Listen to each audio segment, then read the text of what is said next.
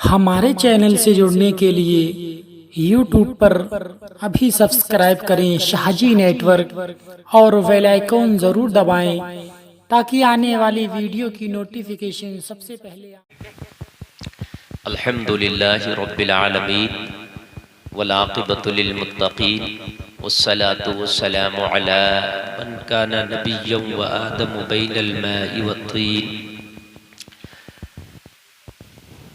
व अला आलिहि व अस्हाबिहि अजमईन अम्मा बअद फ़अऊज़ु बिल्लाहि मिनश शैतानिर रजीम बिस्मिल्लाहिर रहमानिर रहीम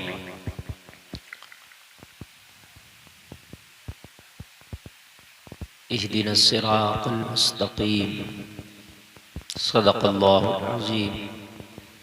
दुरूद शरीफ पढ़ें सब मिलकर अल्लाहुम्मा सल्लि अला सय्यिदना मौलाना मुहम्मदिन मुबारक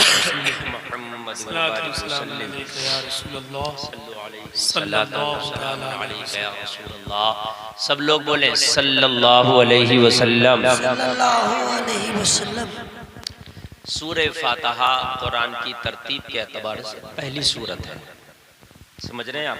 सूरत है पहली, सूरे फातिहा कुरान की तरतीब के एतबार से, और नाजिल होने के एतबार से ये पांचवी सूरत है। बड़ी अहम बात मैं अब शुरू करने लग गया हूँ, हसन भाई तो कुरान शरीफ जो नाजिल हुआ तो सबसे पहले तो सूरे इक़रा नाजिल हुई, वो 30वें पारे में है। लेकिन सूरे फातिहा जो अलहम शरीफ है, जो कुरान शरीफ जैसे आप खोलेंगे पहली सूरत जो नज़र आएगी वो पांचवी सूरत है नुज़ूल के एतबार से, लेकिन तरतीब के एतबार से पहली सूरत है।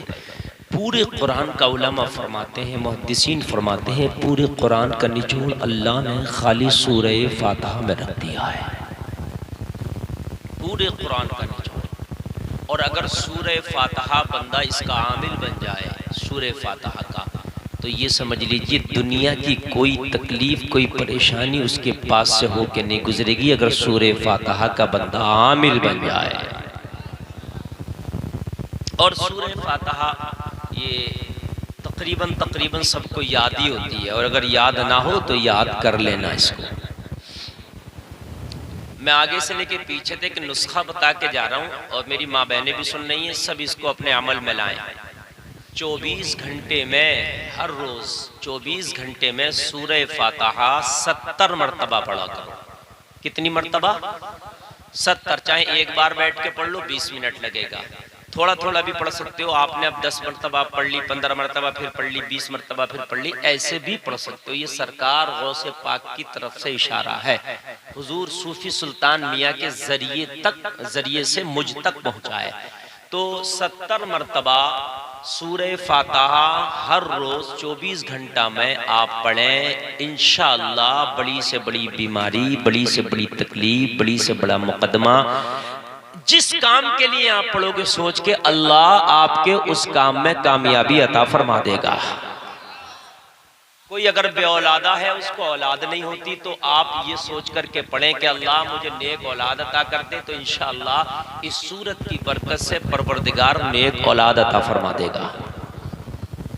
समझ रहे हैं भाइयों बात? नहीं समझ रहे हैं? हाँ, 70 मरतबा बिला नागा पढ़ा करें। सरकारे दो आलम सल्लल्लाहु अलैहि वसल्लम ने जब मक्का फतह किया था, तो जब तक फतह नहीं हो गया था, मेरे नबी की ज़बान पे इसी सूरत की तिलावत रही थी, इसी सूरत की तिलावत रही थी। जब फतह हुआ मेरे नबी ने तब इसकी तिलावत को बंद किया था। ये बहुत मुबारक, बहुत बाबरकत सूरत है। इसी के अंदर एक आयत है जो मैंने पढ़ी, इहदिनस सिरातल मुस्तक़ीम। अल्लाह ने हमें ये दुआ सिखाई और बताई, बच्चों बात नहीं करना, अल्लाह ने ये दुआ हमें बताई, या अल्लाह हमें सीधा रास्ता चला। इसका तर्जुमा ये है, इहदिनस सिरातल मुस्तक़ीम, या अल्लाह हमें सीधा रास्ता चला। लोगों, अगर आप नेक भी हो तब मत सोच लेना, ये गुमान मत कर लेना मैं तो यार बहुत नेक हूँ ना, फिर यही दुआ करना, या अल्लाह मुझे और नेकियों की तौफीक अता फरमा। जहां जाके ये सोच लिया तुमने कि हम तो नेक हो गए, बस वहीं तकब्बुर आ जाएगा और यही तबाह कर देगा। ऐसे ही कुरान देखिए, गौसे आदम नमाज पढ़ते थे कि नहीं पढ़ते थे? बताइए। मशवरा करके बता दो अगर ऐसे नहीं समझ में आ रही है। गौसे आजम तो ऐसे पढ़ते थे कि ईशा के वजू से फजर की पढ़ते थे। बात समझ में आ रही है क्या नहीं आ रही है? नमाज का मामला आता तो मेरी कौम बड़ी खामोश हो जाती है, बड़ी चुप हो जाती है, जैसे कोई चंदा मांग लिया हो।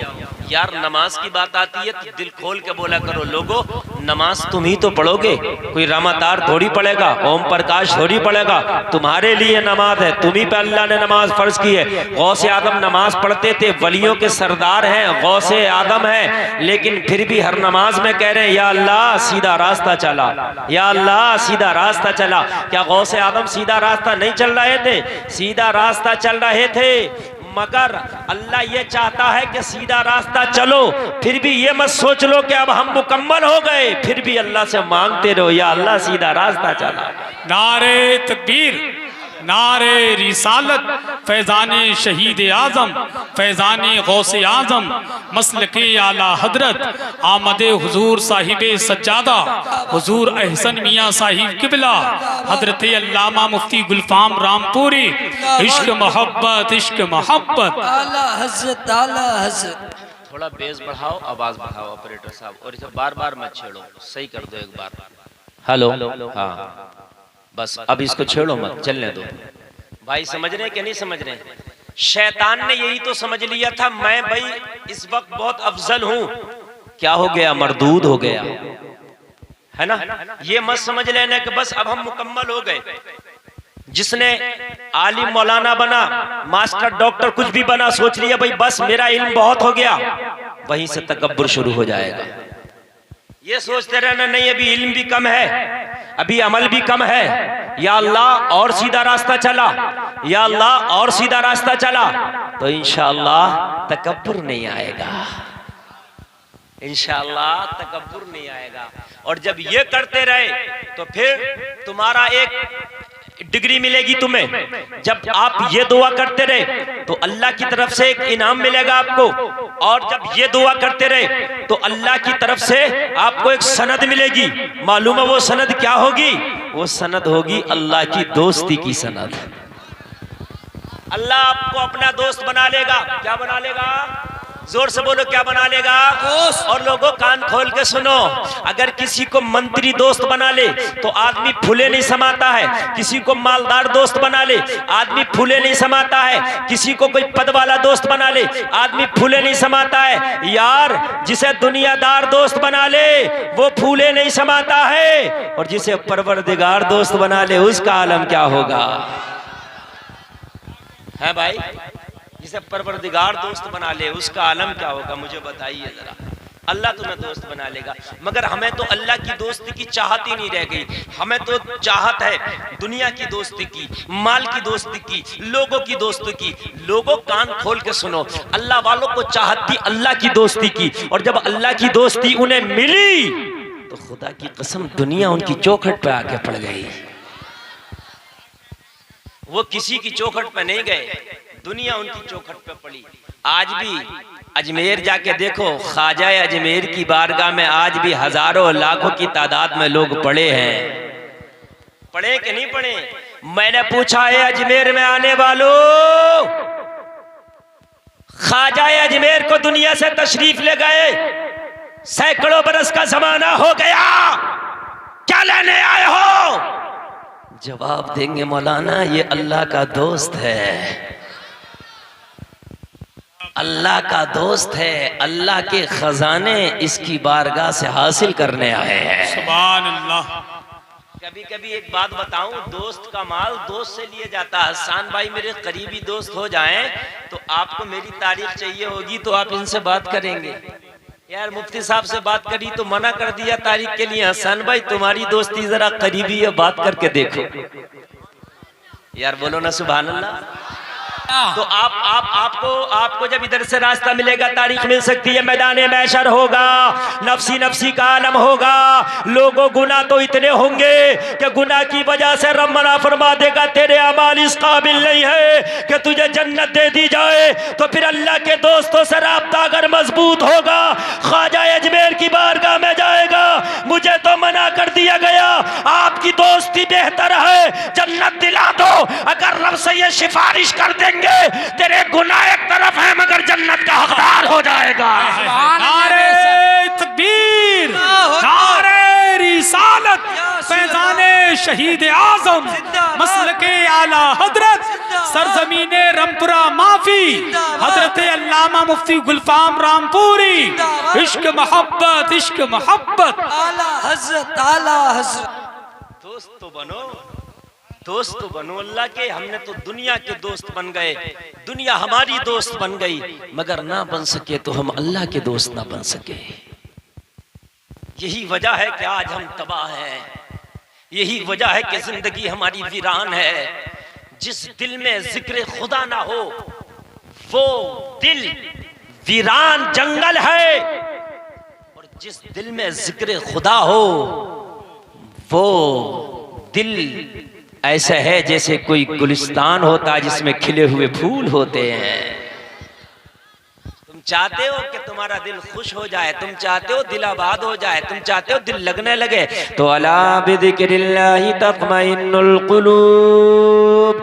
अल्लाह फरमाता है लोगों, अल्लाह के जिक्र में दिलों का इत्मीनान है। लोगों, अल्लाह के जिक्र में दिलों का सुकून है। लोगों, अल्लाह के जिक्र में दिलों का करार है। लोगों, कान खोल के सुनो। अब मैं आपको बता देना चाहता हूँ, बड़े बड़े बॉलीवुड के लोग, बड़े बड़े स्टार, बड़े बड़े हीरो हीरोइन, उनकी जिंदगी को पढ़ोगे तो पता चलेगा कि जिस हीरो हीरोइन को देख करके तुम सोचते हो कि करार आ जाएगा, जब इंसान परेशान होता है तो सिनेमा का रुख करता है। मैं गाना सुनूंगा, फिल्म देखूंगा तो करार आ जाएगा। लोगों, कान खोल कर सुनो। लेकिन जब बड़े बड़े फिल्मी स्टार बेकरार होते हैं तो वो क्या करते हैं? कान खोल कर सुनो, वो अल्लाह के जिक्र में लग जाते हैं। और ये देखने में आया है कि अल्लाह का जिक्र किया है तो उनके दिलों को करार आ गया। क्या बात है, वाह वाह वाह, सुभान अल्लाह, सुभान। बहुत बड़ी फिल्मी हीरोइन की जिंदगी को मैं पढ़ रहा था। उसने लिखा कि मैं इतनी परेशान थी, मेरी विदेशों में शूटिंगें चल रही थी, लेकिन दिल को करार ही नहीं था। किसी ने कहा तो कुरान की तिलावत तो शुरू कर दे। मैंने जिस दिन से कुरान की तिलावत शुरू की नहीं, कसम खा के कहती हूँ मेरे दिल को करार आ गया है। भाई माइक में मजा नहीं आ रहा, आप पता नहीं क्या करते रहो। वही बेस बढ़ा के जैसा मैंने किया ऐसे ही कर दो यार।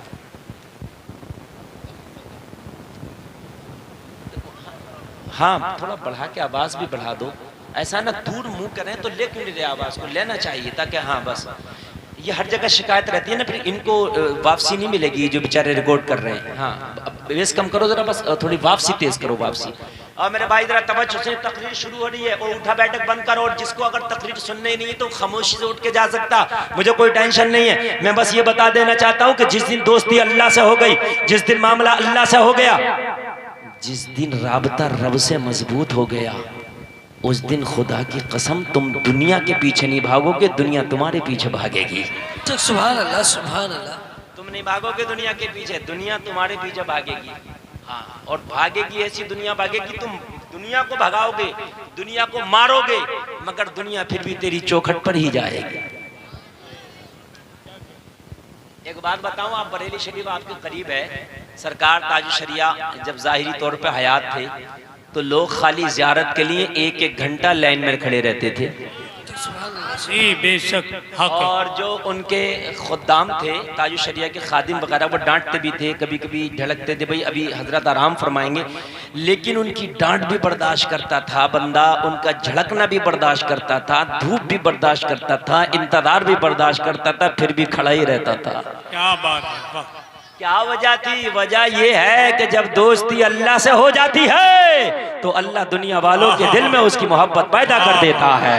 बस्ती बस्ती करिया करिया, इल्म का दरिया, फैज का दरिया, हम सबकी बख्शिश का जरिया, फैजाने सरकार ताजुशरिया। लोगों, और जब मोहब्बत अल्लाह से हो गई और जब दोस्ती हो गई तो फिर अब सुनिए, अब क्या होता है? अब बंदा अपनी जबान हिलाता है, इधर दुआ करता है, मौला वो चीज अता कर देता है। खुदी को कर बुलंद इतना कि हर तकदीर से पहले खुदा बंदे से खुद पूछे, बता तेरी रजा क्या है।